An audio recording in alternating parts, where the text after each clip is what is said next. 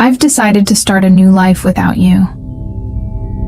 The words hung in the air of the upscale restaurant where we'd gathered to celebrate my daughter's college graduation. Gregory, my husband of 28 years, stood with his champagne glass still raised, his announcement displacing the toast he was supposed to be making to Amelia's achievements. The clinking of silverware ceased. Conversations halted mid-sentence. 50 pairs of eyes darted between Gregory and me, waiting for my reaction, for the tears, the shouting, the dramatic exit everyone expected. Instead, I smiled. "Congratulations on your honesty. My name is Bianca Caldwell. I am 54 years old, and until this moment, I had been playing the role of the devoted wife and mother perfectly. I put my own career aspirations on hold to support Gregory through 3 business ventures, 2 career changes, and countless finding himself phases. I raised our brilliant daughter Amelia, who sat beside me now, her graduation cap still perched on her head, her expression frozen in horror. From the corner of my eye, I could see Cassandra Wells, Gregory's much younger girlfriend, shifting uncomfortably at the back table where she sat with people I had considered friends for decades. The same friends who apparently knew about the affair but never thought to tell me. The same Cassandra who had attended our Christmas parties, who had once called me for advice about her career. With practiced calm, I reached into my handbag and pulled out a sealed cream-colored envelope. I placed it gently beside Gregory's plate. "What's this?" he asked, his triumphant expression faltering. "Something for you to read later," I replied, keeping my voice steady. I turned to Amelia, whose face had gone pale. I kissed her cheek. "I am so proud of you, sweetheart. This day is still about your accomplishment." Then I stood, smoothed my dress, and addressed our stunned guests. "Please enjoy your meal. I wish you all a lovely afternoon." With that, I walked out of the restaurant, my head held high, feeling 50 pairs of eyes following me. The heavy door swung shut behind me, cutting off the beginning of anxious murmurs. Outside, the Augusta summer heat hit me like a wall, but I welcomed it. For the first time in years, I could breathe freely. Behind me, I heard the restaurant door open and slam shut, followed by Gregory's voice, no longer confident, but high-pitched and frantic.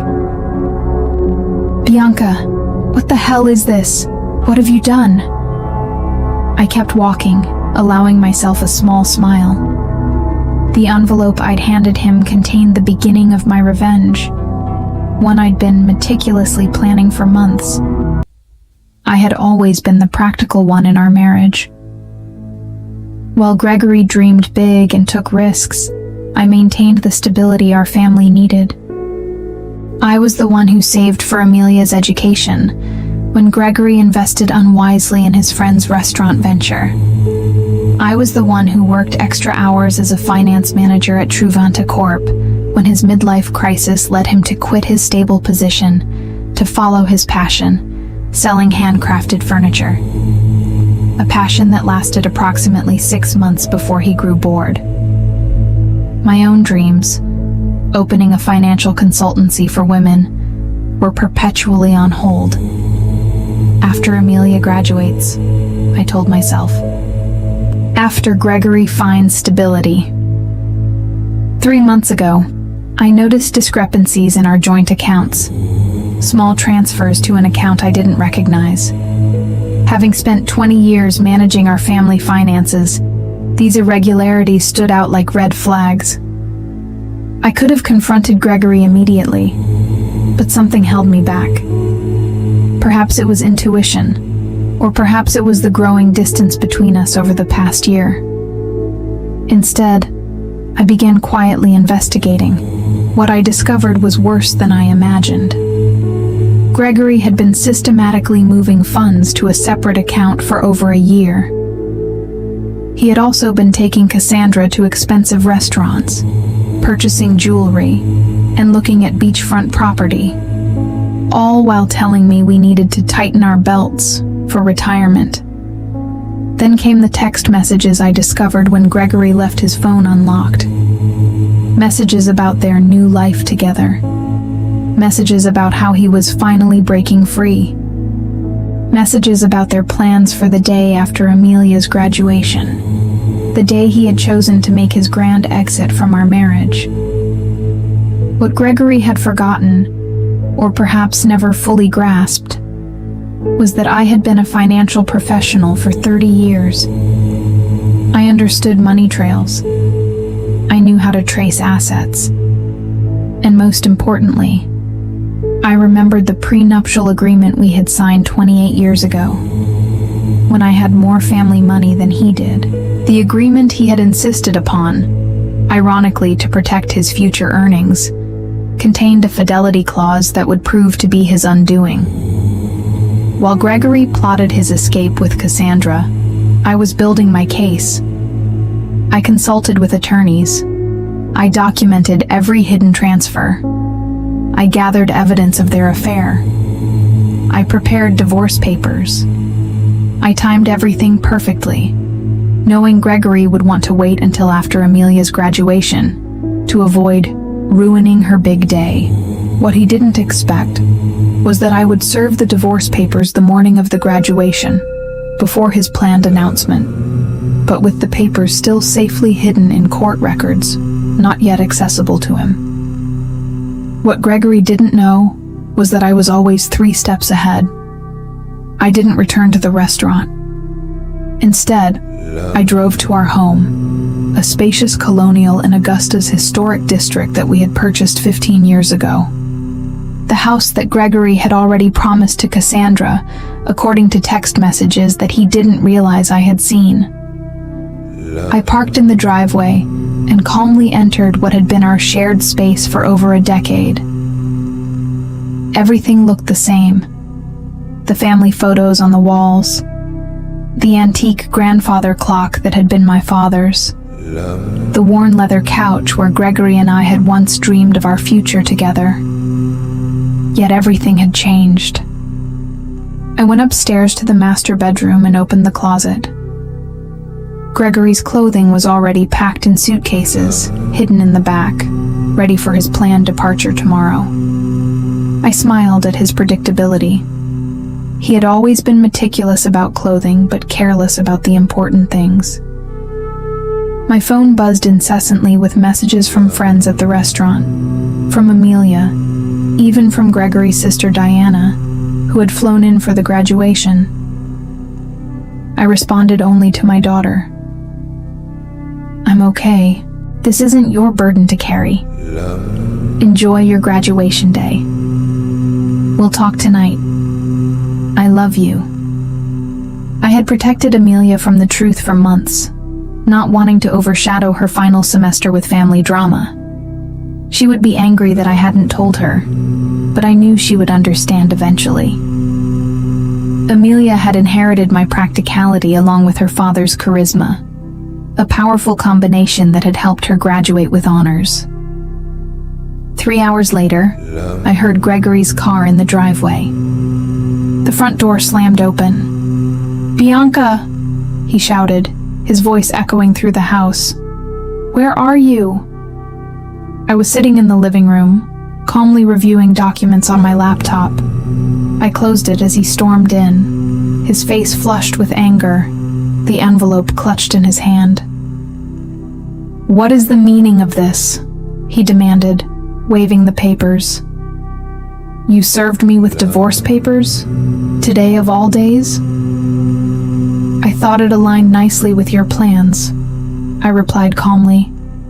"You wanted to start your new life. I'm simply helping facilitate the transition." "You had no right to." "I had every right," I interrupted, my voice steady. "Just as you had every right to choose Cassandra. We all make choices, Gregory." The prenup expired years ago, he said, his voice suddenly smug. Any lawyer will tell you that. I allowed myself a small smile. Actually, it didn't. Section 12 specifically states that the fidelity clause remains in effect for the duration of the marriage. Your lawyer should have explained that to you. Oh wait, you didn't consult one, did you? The color drained from his face as reality sank in. The prenup he had insisted upon to protect his potential wealth would now cost him everything. The house, the vacation property in Savannah, his portion of our retirement accounts. His grand gesture at the restaurant had just become the most expensive announcement of his life. You can't do this to me, Gregory said, collapsing onto the couch. We built this life together, and you chose to end it, I replied, though not in the way you planned. Gregory's phone buzzed persistently in his pocket. He glanced at it, then ignored it. Cassandra, no doubt, wondering where he was and why he wasn't following their carefully orchestrated plan. You've always been calculating, Bianca, but this is cold, he said, trying a different approach. What about our history? 28 years together means nothing? I studied him. This man I had loved for nearly 3 decades. The man who had held my hand through 2 miscarriages before we had Amelia.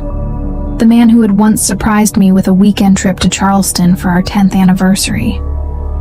When had he changed? Or had he always been this person, and I had been too devoted to notice? Our history meant everything to me, I answered truthfully. That's why your betrayal hurt so deeply. His expression softened momentarily, perhaps seeing an opening. Then maybe we can fix this. I made a mistake.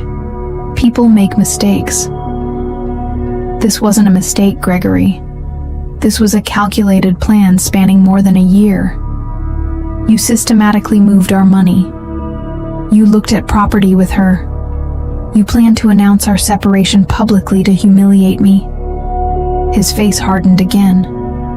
You're exaggerating. Am I? I picked up my phone, opened the recording app, and played his own voice. After the graduation, I'll tell her it's over. A public setting is better. She won't make a scene in front of everyone. Then Cassandra's voice. And she has no idea about the money.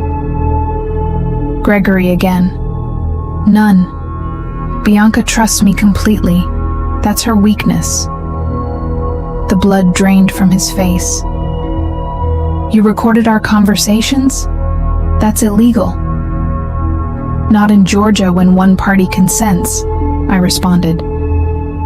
And not when it's in your own home. I didn't record your private moments with Cassandra. I'm not cruel. Just the conversations about your plans to defraud me. Gregory stood suddenly, agitated. I need to make some calls. Of course, I said. Your attorney might be a good start. I'll be staying at Diana's tonight. Diana's? He sputtered. My sister's house? I nodded. She's quite upset with you, actually. She was the one who first spotted you and Cassandra together last Christmas. She didn't tell me immediately. She confronted you first. You promised her it was nothing, that you would end it. When she realized you hadn't, she came to me. This was another blow he hadn't anticipated. Diana and I had always been close, but Gregory never imagined his own sister would choose my side. Everyone's betraying me, he muttered. Ironic, isn't it? I gathered my purse and a small overnight bag I had packed earlier. You have until tomorrow evening to remove your things from the house. After that, the locks will be changed. As I headed toward the door, Gregory called after me, desperation in his voice. What about Amelia? Have you thought about how this affects her? I paused, anger finally breaking through my calm facade. Don't you dare use our daughter as a shield, Gregory. You certainly weren't thinking about her when you were planning your new beachfront life with Cassandra. His phone buzzed again. This time, he looked at it and groaned. Problem? I asked. Cassandra is at the apartment already. She's moved her things in. I couldn't help but smile. The apartment you put in both your names? The lease you signed last month? Gregory nodded, looking confused. You might want to check with the leasing office. That application was flagged for credit issues and never completed. The agent called our home phone to verify information. I handled it myself. I walked out the door, leaving Gregory to face the first of many consequences. His perfectly planned new life was unraveling faster than he could process. Diana lived in a charming bungalow across town, close to the university where she taught literature. When I arrived, she greeted me with a fierce hug. I just heard from Amelia, she said, pulling me inside. Are you okay? I'm better than I expected, I admitted, following her to the kitchen where a bottle of wine was already open. I never thought Gregory would make such a spectacle, Diana said, pouring 2 glasses. The restaurant? In front of everyone? He's lost his mind. It was meant to humiliate me, I explained, accepting the glass. A public rejection so I couldn't fight back without looking hysterical. Diana's face darkened. My brother always did have a flair for drama, but this is beyond anything I expected from him. We settled in her sunroom, surrounded by potted plants and bookshelves. Diana had never married, preferring her independence and academic pursuits. Over the years, I had sometimes envied her freedom. What did you put in that envelope that made him so upset? She asked. I explained the contents, the divorce filing, the evidence of his financial deception, and most importantly, the prenuptial agreement that would leave him with far less than he had planned. The prenup, Diana mused. I remember when he insisted on it. Father had just given him that money for his first business, and he was so worried about protecting it. She laughed bitterly. The irony is delicious. My phone rang. Amelia. I took a deep breath before answering. Mom, she said immediately, her voice strained. I'm coming over to Aunt Diana's. Honey, you don't have to. I'm already on my way, she interrupted. Dad is telling everyone you've lost your mind, that you've been planning this for months. He's saying horrible things. Of course he was. Gregory always rewrote narratives to cast himself as the victim. Let him talk, I said. The truth will become clear soon enough. 20 minutes later, Amelia arrived, still in her graduation dress, but with her makeup smudged from crying. She fell into my arms like she used to as a child after a nightmare. Why didn't you tell me? She asked, her voice muffled against my shoulder. I didn't want to ruin your final semester, I explained. You worked so hard for this day. She pulled back, wiping her eyes. Well, Dad took care of ruining it anyway. We moved to Diana's living room, where Amelia finally got the full story. How I had discovered the affair, the financial deceptions, and the plans Gregory and Cassandra had made. I knew something was off with Dad, Amelia admitted. He's been different, distracted, always on his phone. But I never imagined. None of us want to see these things in people we love, Diana said gently. My phone buzzed with a text message from Philip Anderson, my attorney. The emergency filing had been approved. The accounts I had identified were frozen, pending the divorce proceedings.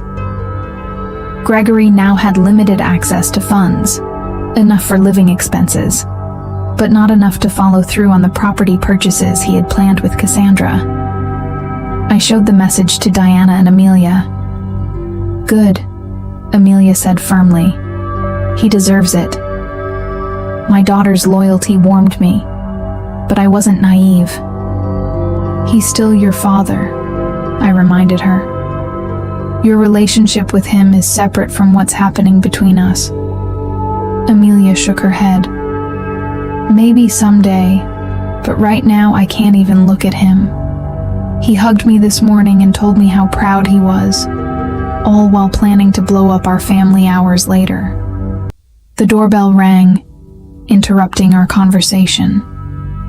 Diana went to answer it, returning moments later with a troubled expression.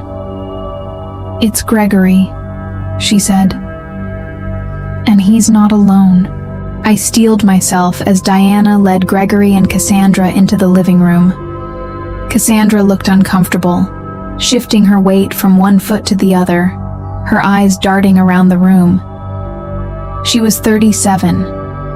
Not exactly a trophy wife, but still 17 years my junior, with shoulder-length blonde hair and the kind of confidence that comes from never having faced real hardship. Gregory, by contrast, looked furious. His earlier desperation had hardened into anger. "Bianca, you need to stop this insanity," he demanded. "Unfreeze the accounts. We can discuss this like reasonable adults." Amelia stood up, placing herself slightly in front of me. "Maybe you should have tried being reasonable before announcing to everyone that you were leaving Mom." Gregory's eyes widened, as if just noticing our daughter. "Amelia, this doesn't involve you." "Doesn't involve me?" she echoed incredulously. "You blew up our family on my graduation day and it doesn't involve me?" Cassandra touched Gregory's arm. "Greg, maybe we should go." He shook her off. "No, I'm not leaving until Bianca agrees to be rational about this." Diana folded her arms. "My sister-in-law seems to be the only rational person in this scenario. You're the one who created this mess, Gregory." I remained seated, watching the drama unfold. For years, I had been the peacemaker, the one who smoothed over conflicts and kept everyone happy. That role was exhausting, and I had finally set it down. "The accounts will remain frozen until the preliminary hearing," I said calmly. "That's in 3 days. The judge will determine appropriate asset division at that time." 3 days? Gregory sputtered. "What am I supposed to do for 3 days?" "You have your personal account," I reminded him. "The one you've been funneling money into for the past year. That should be sufficient." Cassandra's head whipped toward Gregory. "You have a separate account? With how much in it?" An interesting dynamic was emerging. Clearly, Gregory hadn't been entirely forthcoming with Cassandra either. Gregory ignored her question. "This is vindictive, Bianca. This isn't like you." "Perhaps you never really knew me," I replied. "Just as I apparently never really knew you." Amelia turned to Cassandra. "Did you know he was going to announce it like that? At my graduation celebration?" Cassandra had the decency to look ashamed. I thought he was going to talk to your mother privately. The announcement today was unexpected." Gregory shot her a betrayed look. Cracks were already forming in their united front. "I think you both should leave," Diana said firmly. "You've upset Amelia enough for one day." "Amelia," Gregory pleaded, "you understand that relationships change, don't you? Sometimes people grow apart." My daughter's face hardened in a way I had never seen before. "What I understand is that you're a coward," who couldn't even give Mom the dignity of a private conversation. What I understand is that you were stealing from our family while I was working 2 jobs to help pay for my textbooks because you said money was tight. Gregory paled. That's not how it was. It's exactly how it was. Amelia cut him off. Please leave, Dad. I can't look at you right now. The silence that followed was deafening. Finally, Gregory turned to go, Cassandra trailing behind him. At the door, he paused and looked back at me. This isn't over, Bianca. I'll fight you on this. I met his gaze steadily. You're welcome to try. After they left, Amelia collapsed next to me on the sofa, tears streaming down her face. I've never talked to Dad like that. I wrapped my arm around her shoulders. Sometimes standing up for what's right is painful. Diana brought us fresh glasses of wine. To new beginnings, she said, raising her glass. Indeed, I thought. This ending was just the beginning of something new. The preliminary hearing took place in a small courtroom on a rainy Tuesday morning. I arrived with my attorney, Philip, while Gregory came with a lawyer he had hastily retained, a young associate from a firm that specialized in corporate law, not family matters. Gregory's poor choice of representation was yet another consequence of his rushed planning. The judge, an older woman with sharp eyes and no patience for dramatics, reviewed the prenuptial agreement carefully. This document appears to be in order, she said, looking over her reading glasses at Gregory's attorney. Do you contest its validity? The young lawyer cleared his throat. Your Honor, we believe the agreement has expired due to the length of time that has passed. Section 18 clearly states that the duration is for the term of the marriage, plus any legal proceedings resulting from its dissolution. The judge read aloud. There is no expiration date indicated. Gregory leaned forward to whisper urgently to his lawyer, who looked increasingly uncomfortable. Furthermore, the judge continued, the evidence of systematic fund transfers appears to violate the financial disclosure requirements in Section 23. She shuffled through the papers, then looked up. I am ruling to maintain the freeze on joint accounts pending full financial discovery. Mr. Caldwell's personal account will remain accessible to him. The family home will remain in Mrs. Caldwell's possession during proceedings, as stipulated in the prenuptial agreement's infidelity clause. Gregory's face flushed dark red. This is outrageous, he muttered, loud enough for me to hear. The judge fixed him with a stern look. Mr. Caldwell, I suggest you review the agreement you signed more carefully. This court will reconvene in 30 days for the full hearing after discovery is complete. As we left the courtroom, Gregory caught up to me in the hallway. Bianca, please. We need to talk about this reasonably. 28 years together has to count for something. It counted for everything, I replied, until you decided it didn't. I walked away, leaving him standing alone in the courthouse corridor, the weight of his choices finally beginning to sink in. Word spread quickly through our social circle. Friends called daily, some offering support, others seeking gossip. I maintained a dignified silence about the details, simply saying, Gregory and I are separating. These things happen. Meanwhile, Gregory's carefully constructed facade was crumbling. The image he had cultivated, successful businessman, devoted family man, was tarnished beyond repair.